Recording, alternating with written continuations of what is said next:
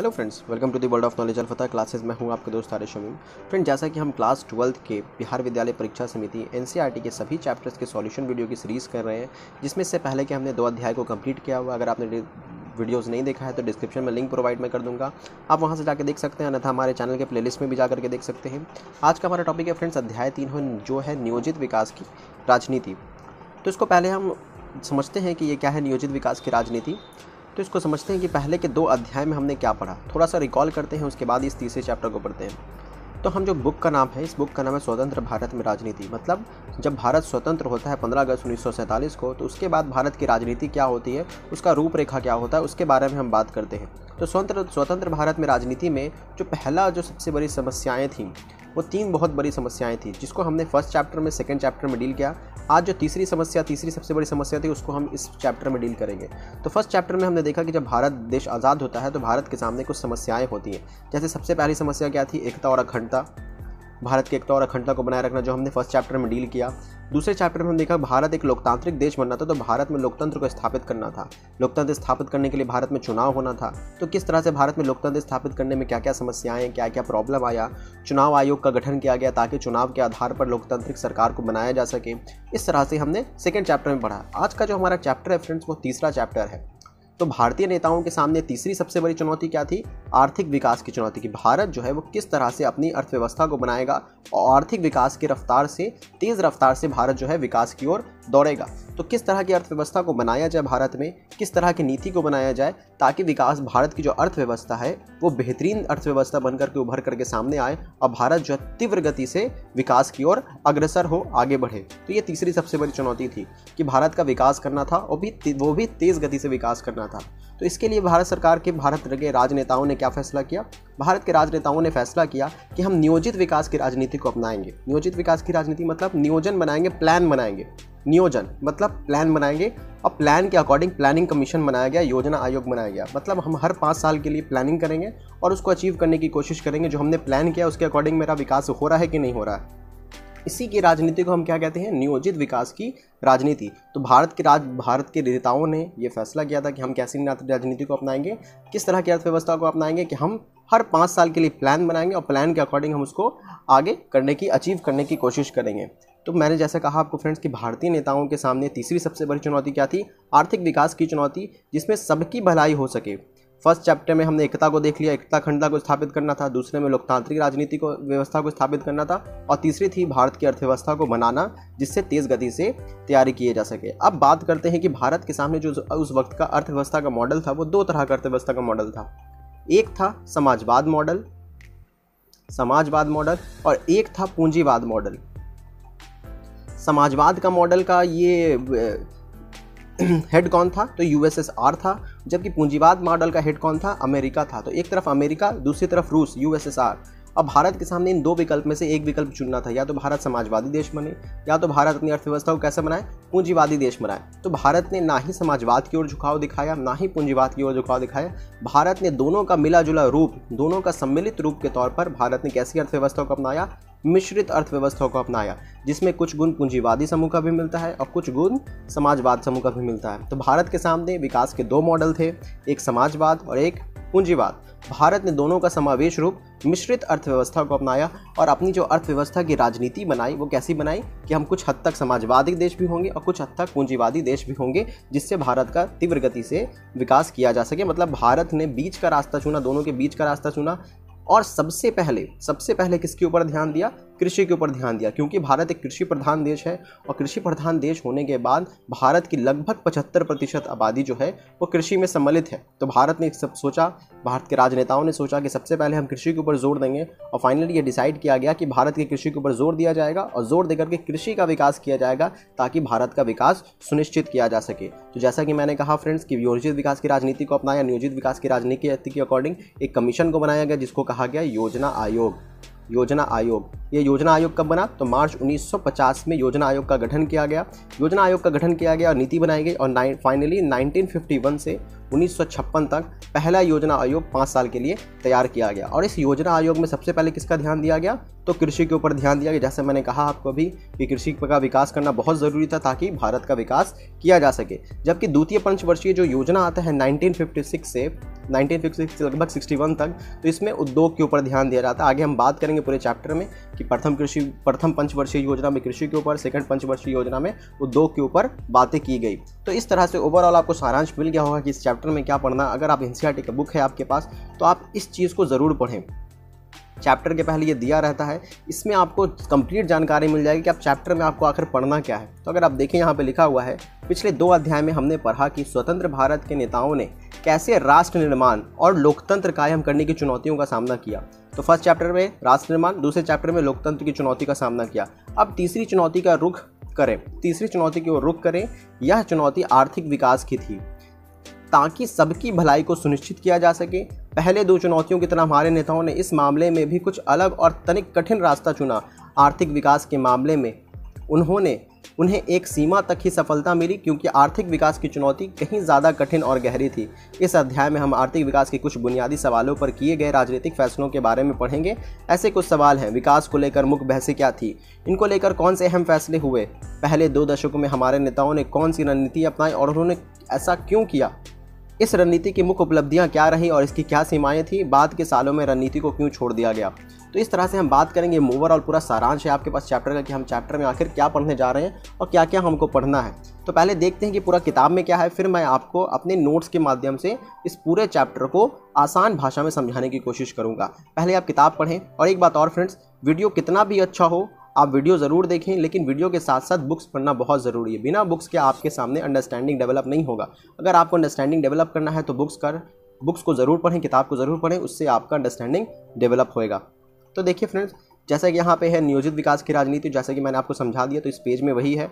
यहाँ पे एक टॉपिक समझने वाला बात है, वामपंथ और दक्षिणपंथ। तो वामपंथ इसको कहते हैं, आप अक्सर न्यूज़ डिबेट में सुनते होंगे लेफ्ट विंग और राइट विंग की बात होती होगी कि लेफ्ट किसको कहते हैं, राइट किसको कहते हैं। तो लेफ्ट में और कुछ नहीं है, ये समाजवाद है।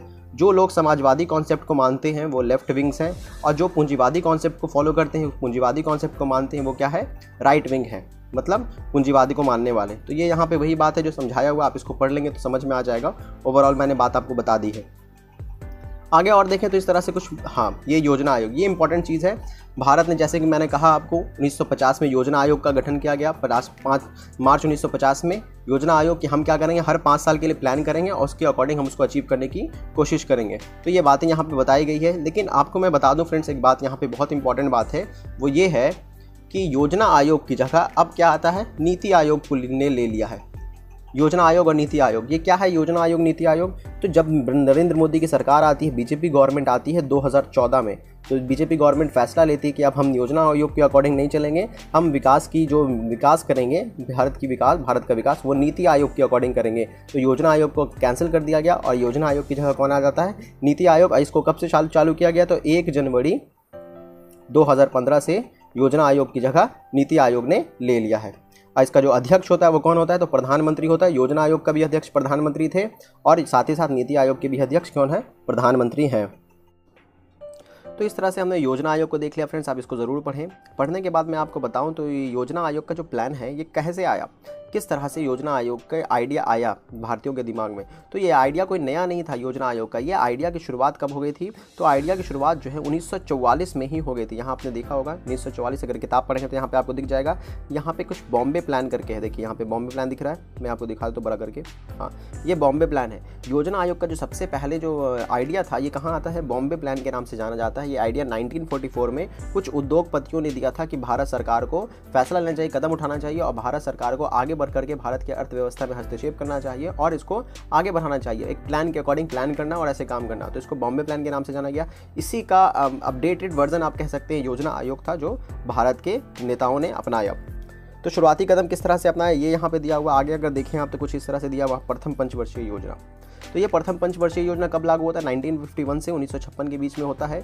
यह गरीबी के मकरजाल को निकालने की थी, मतलब भारत जो गरीबी में फंसा हुआ था, अंग्रेज़ों ने लगभग 200 सालों तक हुकूमत किया भारत में और भारत का पूरी तरह से भारत को चूस लिया, भारत के संसाधनों का दोहन किया और भारत को एकदम गरीबी के कगार पर ला करके खड़ा कर दिया। अब भारत के सामने, भारत आज़ाद होता है 1947 में, भारत के सामने था कि भारत की अर्थव्यवस्था को बनाना है, साथ ही साथ भारत का विकास सुनिश्चित करना है, भारत के सभी भारतीयों का विकास सुनिश्चित करना है। तो इसके लिए भारत ने क्या किया, सबसे पहले प्रथम पंचवर्षीय योजना को लाया कि हम 5 साल के लिए प्लान करेंगे। योजना आयोग का गठन किया और पहला जो पंचवर्षीय योजना लागू हुआ 1951 में, इसमें सबसे पहले किसके ऊपर ध्यान दिया गया, तो कृषि के ऊपर ध्यान दिया गया। क्यों? क्योंकि भारत के जो मैक्सिमम लोग थे वो कृषि से संबंधित थे, कृषि से जुड़े हुए थे, इसलिए भारत ने कृषि पे ध्यान देने की बात कही और फाइनली भारत में कृषि के ऊपर ध्यान दिया और भाखड़ा नंगल जैसे डैम को बनाया गया। क्यों? क्योंकि कृषि के लिए सिंचाई बहुत ज़रूरी था, इंपॉर्टेंट था, कृषि के लिए सिंचाई की व्यवस्था की जाए और कृषि के लिए सिंचाई व्यवस्था करने के लिए भारत को डैम बनाना बेहद ज़रूरी था। इस वजह से डैम वगैरह का निर्माण किया गया। जितने भी पैसे थे भारत के पास उस वक्त डैम बनाने में लगाया गया।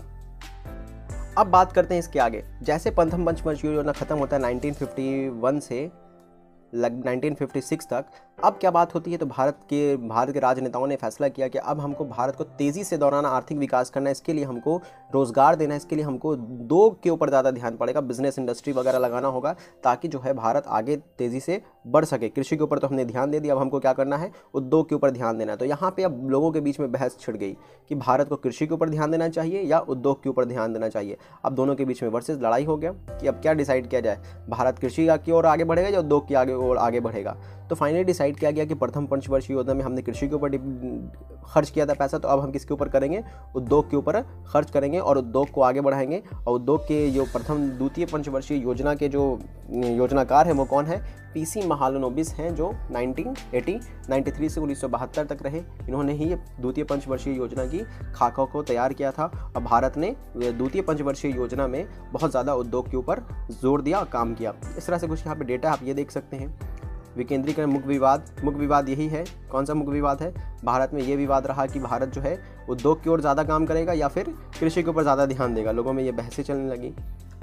हाँ, निजी क्षेत्र व सार्वजनिक क्षेत्र। निजी क्षेत्र मतलब वही पूंजीवाद को जो समर्थन करते हैं और सार्वजनिक क्षेत्र जो समाजवाद को समर्थन करते हैं। ये भी बहस चलने लगी लोगों में कि क्या सही है, कौन सही है, किस तरह से होना चाहिए भारत की राजनीति और भारत के आर्थिक विकास जो है वो क्या होगा। अमुक परिणाम है, कुछ बुनियादी बातें हैं। सरकार प्रचार गाँव तक पहुँचा, इस तरह आपको ज़रूर पढ़ें। भूमि सुधार किया गया, भूमि सुधार के अंतर्गत जो जमींदारी प्रथा थी वो सबको ख़त्म किया गया। तो आप इस चैप्टर को पढ़ें। अभी मैं नोट्स में पूरा डिटेल में आपको समझाऊंगा। खाद्य संकट, ये थोड़ा इंपॉर्टेंट है, यहाँ पे समझें। लगभग 1960 के आसपास जब भारत ने प्रथम पंचवर्षीय योजना को लाया जहाँ पे कृषि पे ध्यान दिया और दूसरे पंचवर्षीय योजना में जैसे भारत ने उद्योग के ऊपर ध्यान दिया, तो लगभग 10 साल पूरे हो गए थे भारत की आज़ादी के।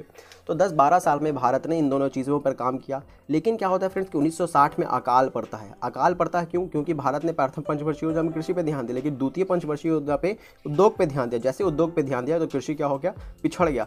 कृषि पिछड़ा तो भारत में अकाल हो गया, अकाल पड़ गया, सूखा आ गया। सूखा आने से भारत में खाद्यान्न की कमी हो गई और भारत में जब खाद्यान्न की कमी हुई तो बहुत ज़्यादा स्तर पर लोगों में गरीबी, भुखमरी फैल गया। फैलने के कारण भारत जो है खाद्य संकट से जूझने लगा कि भारत में खाने के लिए सामान ही नहीं था। तो भारत को बाहर से अनाज को क्या करना पड़ा, मतलब मंगवाना पड़ा इंपोर्ट करवाना पड़ा अनाज बाहर से। और जब बाहर से हम कोई चीज़ खरीदेंगे तो जाहिर सी बात है ज़्यादा पैसा लगेगा, ज़्यादा पैसा देना पड़ेगा हमको बाहर से सामान खरीदने के लिए। तो भारत ने फिर फैसला किया कि हम क्या करेंगे, आत्मनिर्भर बनेंगे। किसके लिए? अनाज के लिए, खाद्यान्न में। मतलब भारत में जितना खपत है अनाज का उतना अनाज जो है भारत खुद उपजाएगा। तो इसके लिए भारत ने क्या किया, हरित क्रांति को लाया। हरित क्रांति की हम खाद में क्या करेंगे, आत्मनिर्भर बनेंगे। इसके लिए हरित क्रांति को लाया गया। और हरित क्रांति यहाँ पे आप देखें तो यहाँ पे हरित क्रांति है। खाद्य संकट से निपटने के लिए हरित क्रांति जैसे क्रांति को लाया गया और भारत फाइनली बन के दिखाता है आत्मनिर्भर खाद्यान्न में। भारत अभी आत्मनिर्भर है। साथ ही साथ श्वेत क्रांति को थोड़ा सा देखेंगे हम कि अमूल, आपने ज़रूर ये लोगो देखा होगा, ये अमूल का लोगो है। अमूल जिसका बटर आपने खाया होगा, दूध पिया होगा आपने, तो अमूल के बारे में आप अच्छे से जानते होंगे। ये श्वेत क्रांति का ये है, श्वेत क्रांति के कारण ही ऐसा होता है। तो इस तरह से ये चैप्टर यहाँ पे कंप्लीट हो। बाकी सवाल जवाब है तो आगे भी हम देखेंगे। अब चलते हैं नोट्स की तरफ फ्रेंड्स और नोट्स को पढ़ने की कोशिश करते हैं। नोट्स के माध्यम से आसान भाषा में, ईजी वे में इस पूरे चैप्टर को समझने की कोशिश करते हैं। तो चलते हैं नोट्स की तरफ। तो ये हमारा नोट्स फ्रेंड्स, अगर इसका PDF चाहिए हो तो आप मुझे व्हाट्सएप मैसेज कर सकते हैं 8804317520। इस नंबर पे व्हाट्सएप मैसेज करें, मैं वहाँ पे आपको इसका PDF प्रोवाइड कर दूंगा। तो आइए देखते हैं इस अध्याय में क्या पढ़ना है हमको। तो इस अध्याय में हम भारत के आर्थिक विकास योजना आयोग, पंचवर्षीय योजना और राष्ट्रीय विकास परिषद नीति आयोग की प्रकृति को बदलने के स्वरूप के बारे में विस्तार से जानेंगे। आगे बात करते हैं कि नियोजित विकास की राजनीति, ये हमारे चैप्टर का नाम है। तो सबसे पहले समझते हैं कि नियोजित क्या, नियोजन क्या। नियोजन का आशय है उपलब्ध संसाधनों के श्रेष्ठतम प्रयोग के लिए भविष्य की योजना बनाना, नियोजन के माध्यम से उत्पादन में वृद्धि, रोजगार के अवसर में वृद्धि तथा आर्थिक स्थिरता आदि लक्ष्यों को प्राप्त करना। मतलब अगर आपके पास 5,000 रुपया है तो आप 5,000 रुपये का इस तरह से प्लान करेंगे कि इसको लंबे समय तक इस्तेमाल कर सकें और इसका सबसे बेहतर इस्तेमाल कर सकें, सबसे बेहतर ढंग से इसका इस्तेमाल कर सकें जिससे सबसे ज़्यादा आपको फ़ायदा हो सके। इस तरह से प्लान करना, ऐसा नहीं कि 5,000 लिए और ऐसे ही पूरा बर्बाद करके ख़त्म कर दिए, तो इस तरह से नहीं करेंगे। आप क्या करेंगे, नियोजन आयोग के अकॉर्डिंग मतलब प्लान करेंगे हम 5,000 रुपये को कहाँ कहाँ खर्च करेंगे जिससे हमको ज़्यादा से ज़्यादा बेनिफिट हो, ज़्यादा से ज़्यादा फ़ायदा हो, ये कहलाता है प्लानिंग। तो भारत के विकास का अर्थ, अब भारत के विकास करना था क्योंकि नियोजित विकास की राजनीति है भारत के संदर्भ में। तो भारत के विकास का अर्थ, आज़ादी के बाद लगभग इसी बात पर सहमत थे कि भारत के विकास का अर्थ आर्थिक समृद्धि और आर्थिक सामाजिक न्याय दोनों ही है। भारत के विकास का मतलब ये नहीं कि कुछ लोगों का सिर्फ विकास होगा, भारत के विकास का मतलब ओवरऑल पूरे इंडियन का, ऑल ओवर इंडियन का विकास होगा, सभी भारतीयों का विकास होगा। भारत समाजवादी देश है और समाजवादी देश में क्या होता है, पूरे सामाजिक न्याय की बात होगी, मतलब सभी के साथ बराबर का व्यवहार किया जाएगा और सबका विकास सुनिश्चित किया जाएगा। इस तरह से काम होगा, ऐसा नहीं कि कुछ अमीर लोग ही अमीर बनते चले जाएंगे और गरीब गरीब बनते चले जाएंगे। इस बात पर भी सहमति थी कि आर्थिक विकास और सामाजिक आर्थिक न्याय को केवल व्यवसायी, उद्योगपति व किसानों के भरोसे नहीं छोड़ा जा सकता, बल्कि पूरा सम्मिलित तौर पर सबके लिए विकास सुनिश्चित किया जाएगा। साथ ही साथ सरकार को प्रमुख भूमिका निभानी होगी। मतलब ये नहीं कि अब सरकार उद्योग है, अर्थव्यवस्था है तो सिर्फ बिजनेसमैन के हाथ में दे दिया जाएगा, नहीं, सरकार भी इसमें इंक्लूडेड होगी और सरकार भी अपना मुख्य भूमिका निभाएगी। ये वही बात बता रहा है। आज़ादी के वक्त विकास का पैमाना पश्चिमी देशों को माना जाता था। आधुनिक होने का अर्थ था पश्चिमी औद्योगिक देशों की तरह होना। मतलब पहले के ज़माने में लोग मानते थे कि विकास क्या है तो इंग्लैंड वाला जो करता है वही विकास है, अमेरिका वाला जो करता है वही विकास है, अमेरिका ही इंग्लैंड ही क्या है विकास, विकसित देश है तो वही विकास है। नहीं, वैसा विकास का पैमाना नहीं है। हम विकास क्या करेंगे, औद्योगिक स्तर पर, राजनीतिक स्तर पर, सामाजिक स्तर पर, सांस्कृतिक स्तर पर, हर तरह से हम क्या करेंगे, विकास करेंगे। सिर्फ पश्चिमी पैमाना वाला विकास नहीं करेंगे, हर तरह से हम विकास करेंगे। अब जैसे कि मैंने आपको बताया था टॉपिक में, वामपंथी किसको कहते हैं, तो लेफ्ट उसको कहते हैं, वामपंथी को इंग्लिश में लेफ्ट कहते हैं, लेफ्ट विंग जो समाजवादी कॉन्सेप्ट को मानते हैं। तो ऐसे लोग जो गरीब के भले की बात करते हैं, गरीब को राहत पहुंचाने वाली नीतियों का समर्थन करते हैं। इसको मैं एक एग्जांपल से समझाता हूँ, बहुत सुंदर एग्जांपल है मेरे पास वामपंथी और दक्षिणपंथी को समझने के लिए। आपने टेलीकॉम कंपनी का नाम सुना होगा, सबसे इंपॉर्टेंट जियो अभी जो चल रहा है भारत में, एक है BSNL का भी आपने नाम सुना होगा। ये गवर्नमेंट की कंपनी है, ये गवर्नमेंट है, जबकि ये क्या है, एक प्राइवेट कंपनी है, निजी कंपनी है। अब अगर आप देखें तो जियो अगर फ़ायदा कमाएगी तो किसी ना किसी आदमी के हाथ में चला जाएगा, किसी ग्रुप संस्था के हाथ में चला जाएगा। लेकिन अगर BSNL को प्रॉफिट होता है कंपनी को, तो वो किसके हाथ में जाता है, गवर्नमेंट के हाथ में जाता है। और गवर्नमेंट क्या करेगी, उस पैसे को, उस प्रॉफिट को कहाँ खर्च करेगी, तो इंडिया के सभी लोगों के ऊपर खर्च करेगी। क्यों? क्योंकि उस पैसे से रोड बनेगा, हेल्थ सेक्टर अच्छा होगा, हॉस्पिटल्स वगैरह बनाए जाएंगे, रेलवे अच्छा होगा। तो इस तरह से BSNL अगर प्रॉफिट कमाती है तो पूरे भारतीयों का फ़ायदा होता है। लेकिन अगर जियो प्रॉफिट कमाती है, वो सिर्फ और सिर्फ एक किसी आदमी के हाथ में पूरा पैसा चला जाता है। भारत सरकार इस पर टैक्स लेती है, वो बात मानते हैं हम, लेकिन टैक्स कितना होगा, यहाँ टैक्स जो है वो कम होगा, यहाँ जो होगा वो पूरा का पूरा खर्च किसके हाथ में चला जाएगा, भारत सरकार के हाथ में चला जाएगा। तो अगर आप देखें तो इसको आप आराम से समझ सकते हैं कि जियो क्या है, पूंजीवादी है, और BSNL क्या है, तो ये क्या है, समाजवादी कंपनी है। मतलब वैसी कंपनी जिससे सबका, पूरे समाज का भला हो। और पूंजीवादी उसको कहते हैं जो सिर्फ और सिर्फ बिजनेस करना जानता है और अपना प्रॉफिट कमाना जानता है। इसको हम क्या कहते हैं, दक्षिणपंथी कहते हैं। तो इस तरह से वामपंथी को आपने समझ लिया, पूंजीवादी को आपने समझ लिया, या खुली प्रतिस्पर्धा और बाजार मुल्क अर्थव्यवस्था का समर्थन करते हैं। इनका कहना है सरकार को अर्थव्यवस्था में गैर ज़रूरी हस्तक्षेप नहीं करना चाहिए। मतलब सरकार का काम है सरकार चलाना, बिजनेस किसी और का काम है वो जो बिजनेस चलाएगा। अब भारत के सामने दो तरह के मॉडल, एक समाजवादी मॉडल और दूसरा क्या था, पूंजीवादी मॉडल। भारत ने दोनों के बीच का रास्ता चुना और मिश्रित अर्थव्यवस्था को अपनाया। तो वही बात यहाँ लिखा हुआ है, भारत के दो मॉडल थे, पहला उदारवादी या पूंजीवादी मॉडल था तथा दूसरा समाजवादी मॉडल। भारत ने मिश्रित अर्थव्यवस्था का मॉडल अपनाया जिसमें सार्वजनिक व निजी दोनों के गुण क्या थे, समावेश थे, दोनों को अपनाया गया। उदारवादी मॉडल की अगर डेफिनेशन की बात करें हम, तो यह मॉडल यूरोप के अधिकतर देशों और अमेरिका में यह मॉडल अपनाया गया था। इस व्यवस्था के अंतर्गत सभी वस्तुओं का उत्पादन निजी क्षेत्र द्वारा किया जाता था और सरकार का हस्तक्षेप ना के बराबर था, सरकार इसमें इंक्लूडेड नहीं होती थी। जबकि समाजवादी मॉडल में सब कुछ सरकार का होता है। यह मॉडल सोवियत रूस में अपनाया गया था। इसके अंदर सभी चीज़ों का उत्पादन सरकार द्वारा किया जाता था। देश में निजी क्षेत्र नहीं होता और सभी कंपनियां सरकार के अधीन होती थी। तो ये उदारवादी मॉडल, ये समाजवादी मॉडल आपके सामने। दोनों वर्गों की बात मानते हुए भारत ने मिश्रित अर्थव्यवस्था का मॉडल अपनाया जिसमें सार्वजनिक क्षेत्र व निजी क्षेत्र दोनों के गुण क्या थे, समावेश थे, जुड़े हुए थे। आगे बात करते हैं स्वतंत्र भारत में स्वतंत्रता के बाद भारत में अपनाए जाने वाले आर्थिक विकास के मॉडल से संबंधित सहमति तथा असहमति। किसी ने कहा भारत को समाजवादी देश होना चाहिए, किसी ने कहा भारत को पूंजीवादी देश होना चाहिए। तो कौन सहमति के क्षेत्र थे और कौन से असहमति के क्षेत्र, उसको हम देखते हैं। तो भारत के विकास का अर्थ आर्थिक वृद्धि तथा सामाजिक न्याय होना चाहिए।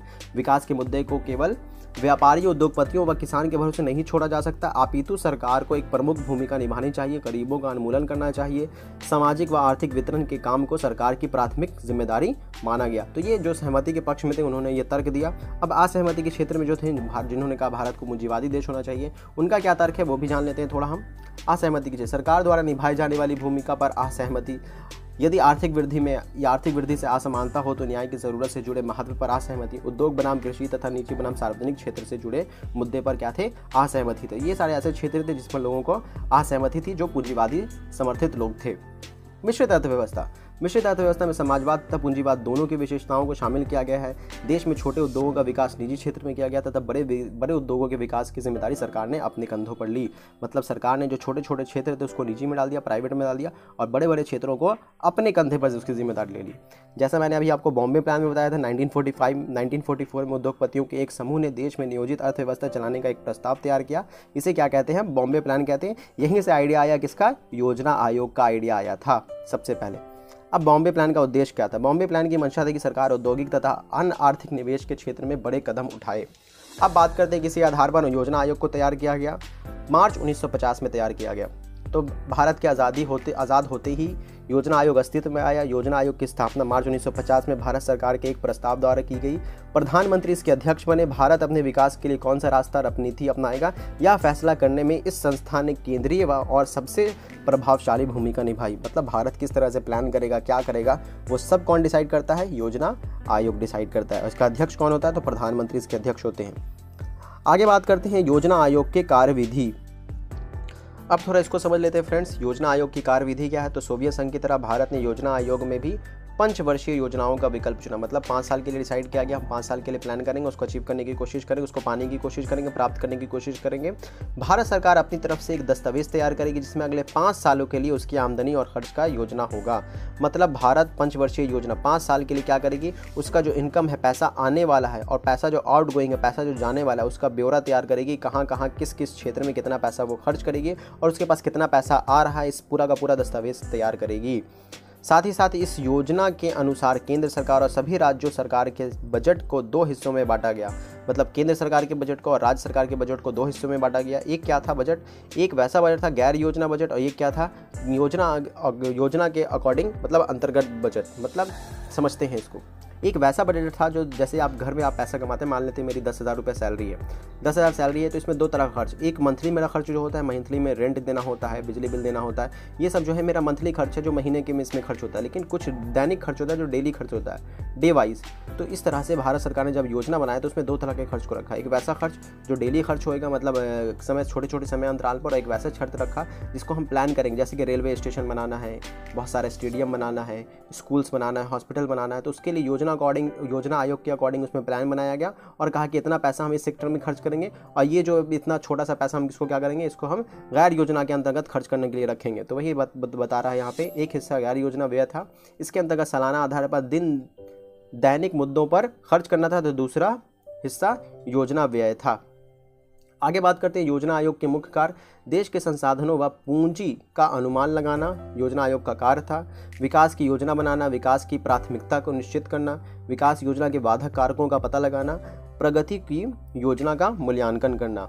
अब बात करते हैं नीति आयोग। योजना आयोग तो खत्म हो गया 2014 में, जैसे कांग्रेस की सरकार गई और बीजेपी की सरकार आती है 2015 में, और बीजेपी की सरकार जैसे बनती है योजना आयोग खत्म, और वहाँ पे कौन सा आ जाता है, नीति आयोग। नीति आयोग का फुल फॉर्म क्या है, आप कमेंट सेक्शन में बताएं, नहीं तो मैं अभी बताता हूँ आपको। 1 जनवरी 2015 से योजना आयोग के स्थान पर नीति आयोग अस्तित्व में आया, जिसके अध्यक्ष कौन है, श्री नरेंद्र मोदी, मतलब भारत के प्रधानमंत्री, प्राइम मिनिस्टर ऑफ इंडिया। एवं वर्तमान उपाध्यक्ष कौन है, राजीव कुमार है। नीति शब्द का विस्तार है national institute for transforming India, ये इसका फुल फॉर्म है। जैसा कि अगर आपने कमेंट सेक्शन में बता दिया तो ठीक है, नहीं बताया तो आप यहाँ से देख ले, national institute for transforming India. अब क्या है राष्ट्रीय विकास परिषद, इसकी स्थापना 6 अगस्त 1952 ईस्वी में हुई थी। योजना के निर्माण में राज्यों की भागीदारी हो, इस उद्देश्य से राष्ट्रीय विकास परिषद बनाया गया। अब देखिए फ्रेंड्स, योजना आयोग बनाया गया जिसके अध्यक्ष कौन थे, प्रधानमंत्री थे। साथ ही साथ राज्य भी तो है, चूंकि भारत में दो तरह की संसदीय व्यवस्था है, एक केंद्र सरकार चलता है, केंद्र में सेंट्रल गवर्नमेंट, और एक क्या है राज्य सरकार चलती है। तो भारत में दो तरह से गवर्नमेंट काम करता है, एक राज्य स्तर पर और एक केंद्र स्तर पर। तो केंद्र स्तर पर तो बात हो गई योजना आयोग के अकॉर्डिंग, अब राज्य स्तर पर कैसे होगा। तो भारत सरकार ने क्या किया कि हम इन दोनों के साथ विकास सुनिश्चित करेंगे, दोनों से वार्तालाप करेंगे, इसलिए राष्ट्रीय विकास परिषद को बनाया गया, जिसमें प्रधानमंत्री होता है और बाकी सभी राष्ट्र का मुख्यमंत्री शामिल होता है, इसका मेंबर होता है। तो आइए बात करते हैं, इसमें देखते हैं क्या है। योजना के निर्माण में राज्यों की भागीदारी हो, इस उद्देश्य से राष्ट्रीय विकास परिषद को बनाया गया कि राज्य की भी भागीदारी इसमें सुनिश्चित की जा सके। यह देश की पंचवर्षीय योजना का अनुमोदन करती है। इसके अध्यक्ष देश के प्रधानमंत्री होते तथा भारत के सभी राज्यों के मुख्यमंत्री एवं योजना आयोग के सदस्य भी इसके सदस्य होते हैं। अब बात करते हैं पंचवर्षीय योजना की। तो यह योजना 1951 से 56 तक थी। इसमें ज़्यादा जोर कृषि पर दिया गया। इस योजना के अंतर्गत बांध सिंचाई के क्षेत्र में निवेश किया गया। भाखड़ा नंगल परियोजना इसमें से क्या थी, एक थी। जबकि दूसरे की बात करें हम द्वितीय पंचवर्षीय योजना, तो 56 से 61 तक इस योजना पर उद्योग पर ज़्यादा जोर दिया गया। सरकार ने देसी उद्योगों का संरक्षण देने के लिए आयात पर भारी शुल्क लगाया ताकि लोगों को भारत में उद्योग को विकसित किया जा सके, विकास किया जा सके। इस योजना के योजनाकार कौन थे, पीसी महालनोबिस थे, जिनकी पैदाइश हुई थी 1893 में और उनका डेथ कब होता है 1972 में। इन्होंने ही दूसरे पंचवर्षीय योजना के खाका को तैयार किया था। विकास का केरल मॉडल। केरल एक ऐसा राज्य है जिसमें सभी लोग लगभग 99% लोग क्या है, एजुकेटेड हैं। तो केरल ने ऐसा कौन सा काम किया जो इतने सारे लोग एजुकेटेड हैं, बल्कि वहाँ का हेल्थ सेक्टर भी अच्छा है, एजुकेशन सेक्टर भी अच्छा है, इंफ्रास्ट्रक्चर भी अच्छा है। तो ऐसा क्यों है, और हरियाली भी वहाँ बहुत है।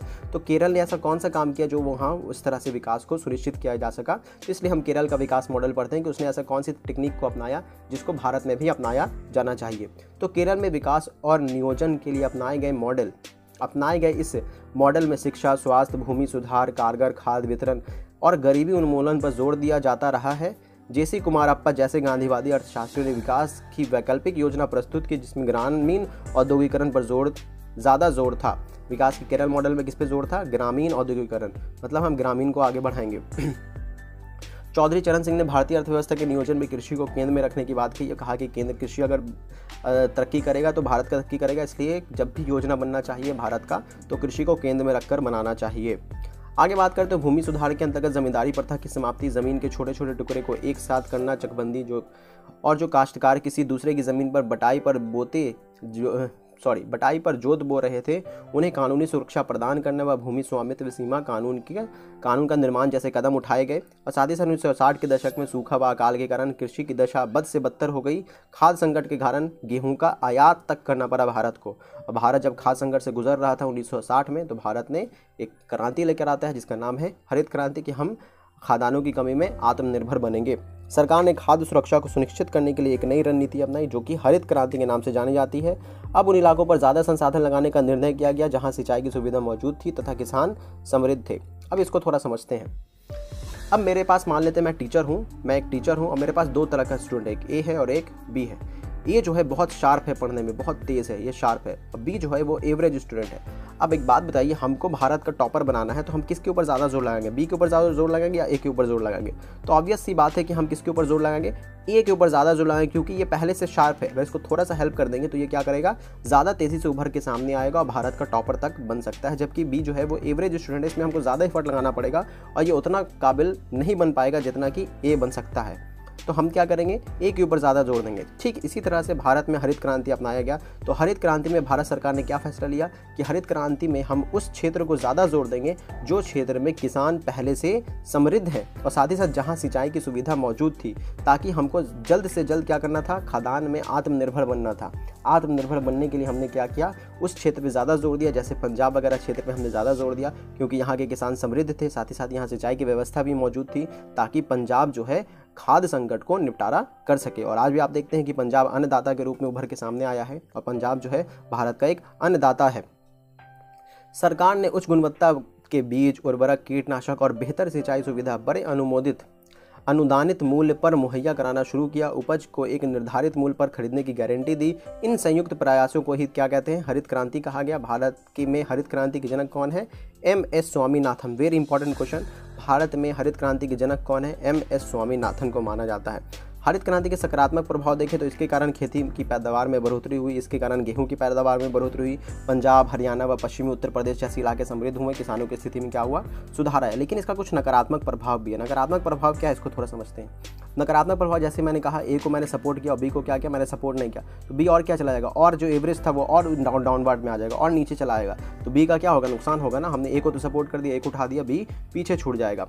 तो क्षेत्रीय व सामाजिक असमानता बढ़ेगी, मतलब ए और बी में बहुत ज़्यादा डिफरेंस क्रिएट हो जाएगा। दोनों, एक अमीर हो जाएगा, एक गरीब हो जाएगा, एक समृद्ध हो जाएगा, एक समृद्ध नहीं होगा। दूसरा, हरित क्रांति के कारण गरीब किसान व बड़े भूस्वामियों के बीच अंतर बढ़ा, जिससे वामपंथी संगठनों का उभार हुआ, मध्यम श्रेणी के भूस्वामित्व वाले किसानों का उभार हुआ। तो इस तरह श्वेत क्रांति के हिसाब से जो सबसे उभर कर सामने आने वाला प्रोडक्ट है वो कौन सा है? अमूल है। मिल्क मैन ऑफ इंडिया के नाम से मशहूर वर्गीस कुरियन ने गुजराती सहकारी दुग्ध एवं विपणन परिसंघ में महत्वपूर्ण भूमिका निभाई और अमूल की शुरुआत की। इसमें गुजरात के 25 लाख दूध उत्पादक जुड़े। इस मॉडल के विस्तार को ही श्वेत क्रांति कहा गया। अब इसको थोड़ा समझते हैं। श्वेत क्रांति जो है दूध से जुड़ा हुआ है। अब देखिए फ्रेंड्स, इसको थोड़ा समझते हैं कैसे दूध क्रांति, श्वेत क्रांति कैसे हुई। अब एक विलेज है और एक क्या है? टाउन है, शहर है। विलेज में आराम से गाय भैंस वगैरह मिल जाते हैं जहाँ पे दूध का उत्पादन होता है, जबकि शहर में गाय भैंस वगैरह नहीं मिल पाता है। तो इस वजह से क्या होता है? विलेज में दूध की मात्रा ज़्यादा है और शहर में दूध की मात्रा नहीं है। शहर में दूध की मात्रा कम है और विलेज में दूध की मात्रा ज़्यादा है। अब होता क्या है? शहर में ज़रूरत है दूध का, जबकि दूध है नहीं, और गांव में दूध ज़रूरत से ज़्यादा है। तो अब क्या किया कि विलेज के दूध को हमको शहर में ला करके क्या करना था? सेल करना था, बेचना था। तो सेल करने के लिए क्या करना था? इसको इस तरह से केमिकल वगैरह मिलाए जाए ताकि वो 2-3 दिन तक विलेज से ट्रैवल करते हुए आए और ट्रैवल करके आकर के वो शहर तक आसानी से उपलब्ध कराया जा सके। तो भारत सरकार ने इन्होंने क्या किया? इन्होंने एक आइडिया लगाया, किन्होंने? वर्गीस कुरियन ने, कि विलेज से हम दूध को उठाएंगे और शहर में, टाउन में ला करके क्या करेंगे? बेचेंगे। लेकिन इसके लिए हम बीच में एक कंपनी खोलेंगे। कंपनी काम करेगी इसके प्रति, जो कंपनी का नाम क्या है? अमूल है। अमूल को बैठाया। अमूल को बैठाने के बाद यहाँ से जितने भी दुग्ध उत्पादन थे, जितने भी किसान के पास गाय भैंस से दूध जो उत्पादित हो रहा था, उन सबको एक उचित मूल्य पर खरीदा। खरीद के लाने के बाद अपनी कंपनी में उसको पैस्चराइज वगैरह किया, उसमें केमिकल्स वगैरह मिलाया ताकि वो दूध 2 दिन 3 दिन तक सर्वाइव किया जा सके और बाकी उसको शहर की ज़रूरत को पूरा किया जा सके। जिससे शहर का ज़रूरत भी पूरा हो गया और रोज़गार भी मिल गया गाँव वालों को, एक नया रोज़गार। तो इस तरह से इसको हम क्या कहते हैं? श्वेत क्रांति के रूप में जानते हैं। तो इस तरह से फ्रेंड्स हमने इस चैप्टर को कंप्लीट किया। अगर फ्रेंड्स वीडियो पसंद आया हो, मेरा कंटेंट, मेरा काम पसंद आया हो, तो वीडियो को लाइक कीजिए, अपने फ्रेंड्स के साथ शेयर कीजिए, हमारे चैनल को सब्सक्राइब कीजिए। मिलेंगे नेक्स्ट वीडियो में फ्रेंड्स, तब तक के लिए अपना ख्याल रखें। Take care, bye bye.